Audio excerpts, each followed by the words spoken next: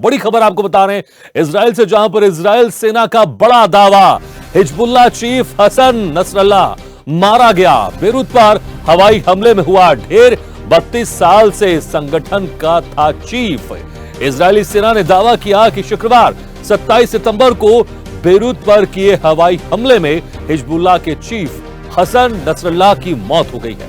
IDF ने बताया कि उन्होंने एक दिन पहले हिजबुल्लाह के हेडक्वार्टर पर हमला किया था। हालांकि हिजबुल्लाह की तरफ से अब तक नसरल्लाह की मौत की पुष्टि नहीं हुई है।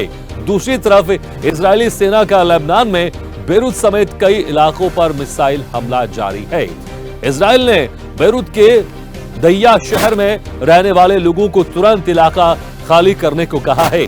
इजरायली सेना का कहना है कि इन जगहों का इस्तेमाल हिजबुल्लाह इजराइल पर हमले के लिए कर रहा है। इससे पहले शुक्रवार देर रात इजराइल ने हिजबुल्लाह के हेडक्वार्टर पर मिसाइल हमला किया। इसमें 6 लोगों की मौत हो गई, जबकि 90 लोग घायल हो गए हैं। मीडिया रिपोर्ट्स के मुताबिक हिजबुल्लाह चीफ की बेटी का शव उस कमांड सेंटर के मलबे में मिला है जिस पर इजराइल ने हमला किया था। उन्होंने कहा कि लेबनान अधिकारियों ने इसकी पुष्टि की है। इस खबर पर और ज्यादा जानकारी के लिए हमारे साथ जुड़ रहे हैं विदेश मामलों के जानकार राजेश भारती जी। राजेश जी, आपका स्वागत है।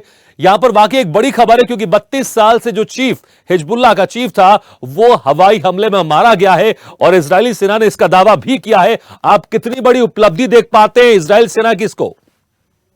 इजराइल सेना की के पॉइंट ऑफ व्यू से देखें तो इजराइल के लिए तो बड़ी उपलब्धि है, क्योंकि इससे पहले इजराइल ने ईरान के अंदर जो है हमास के चीफ को मारा, इस्माइल हानिया को, और अब हसन नसरुल्लाह जो है अपने मुख्यालय जो बेरूत में वो मारे गए हैं।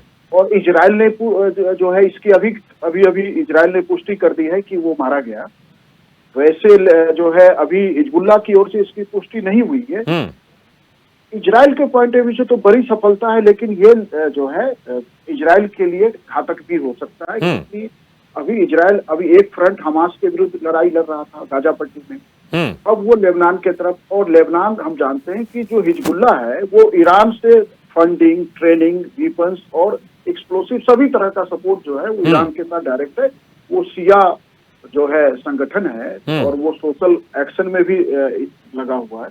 तो ईरान के साथ जो है, क्योंकि ईरान में जब हमास के चीफ को मारा गया था, इस्माइल हानिया को, तब से ही ईरान जो है चाहता है कि इजराइल के विरुद्ध ईरान कोई बड़ी कार्रवाई करे, और हिजबुल्लाह चीफ के यदि मारे जाने की खबर पुष्ट हो जाती है तो ये जो तनाव है ये अरब में फैल जाएगा, और इजराइल के लिए मुझे लगता है कि आने वाले दिन मुश्किल भरे होने वाले। बिल्कुल, लेकिन जिस तरह से ईरान में भी बैठक हो रही है इसके बाद, लेकिन इजराइल सेना को पता है कि हम किसको मार रहे हैं और मारने के बाद क्या कुछ हो सकता है।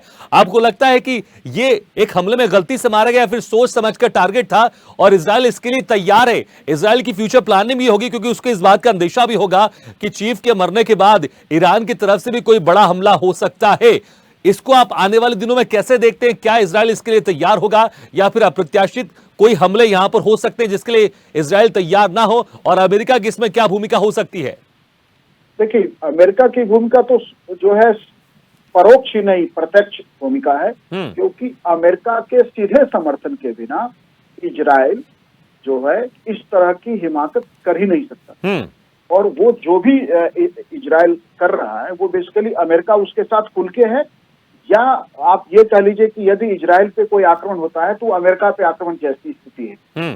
लेकिन फिर भी दुनिया में ऐसी भरे पड़े हैं युद्ध जहां बहुत सोच समझ के एक्शन लिए गए और परिणाम बहुत घातक रहा। मुझे लगता है कि इजराइल को जो है अभी जब तक हम गाजा पट्टी के इशू को हल नहीं कर लेते, वो लेबनान तो माने 2 फ्रंट खुल गया, और यदि ईरान भी आ जाता है तो फिर उस स्थिति में जो है सारी जो सैन्य तैयारी होती है, सैन्य रणनीति होती है, उसमें पॉलिटिकल और डिप्लोमेसी सब शामिल होता है और सब मिलके फैसला करते हैं। लेकिन अंततः ऐसा जो है दर्जनों बार हुआ है दुनिया के अलग अलग हिस्सों में कि जब फैसले गलत साबित। बिल्कुल, लेकिन राजेश जी, जिस तरह से लेबनान यूएन में भी गुहार लगा रहा है कि युद्ध विराम हो जाए, हमारे वजूद पर अब बात सामने आ रही है, उस बीच हिजबुल्लाह के चीफ का मारा जाना क्या और कमजोर करेगा या फिर और गुस्सा होकर कुछ ज्यादा घातक हमला कर सकता है? नेतृत्व विहीन होने से संस्था जो है तात्कालिक रूप से तो कमजोर होती है, लेकिन रिटेलिएशन में कोई बड़ी घटना भी हो जाती है कई बार। बिल्कुल। तो चलिए वाकई देखना होगा कि क्या इजराइल उसके लिए तैयार होगा या फिर जिस तरह से चीफ को मारा गया उसके बाद किस तरह के और हमले दोनों तरफ से देखने को मिलेंगे। बहुत बहुत शुक्रिया राजेश जी।